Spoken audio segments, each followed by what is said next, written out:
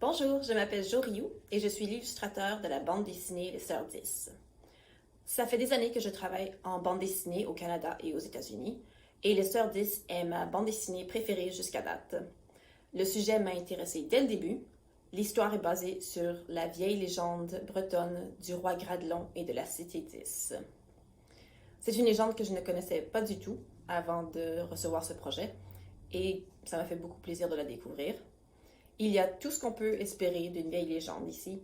Il y a de la magie, des monstres, de l'amour et de la trahison. L'auteur M.T. Anderson m'a accroché à la première page avec cette scène. La rencontre entre le roi Gradelon et la sorcière Malgven, qui tombera amoureuse de lui, deviendra sa femme et lui construira la Cité 10. Le récit était tellement expressif que les personnages me sont venus très vite. Non seulement Gradelon et Malgven, mais aussi les deux héroïnes de l'histoire, leurs deux filles, Rosen et Dahu. Voici les premiers croquis que j'ai faits des deux sœurs.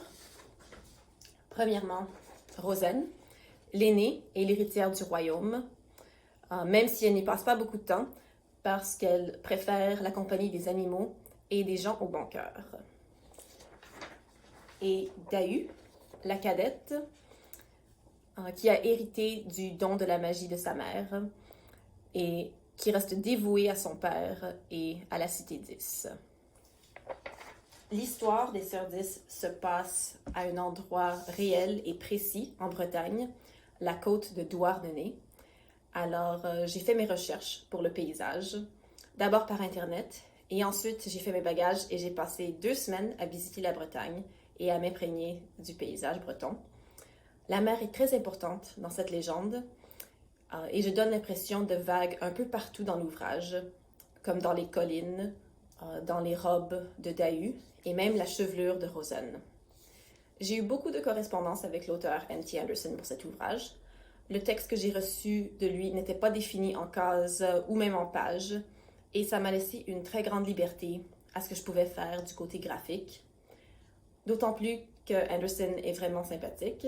Il a même incorporé de mes suggestions dans l'histoire et il m'a fait confiance du côté illustration.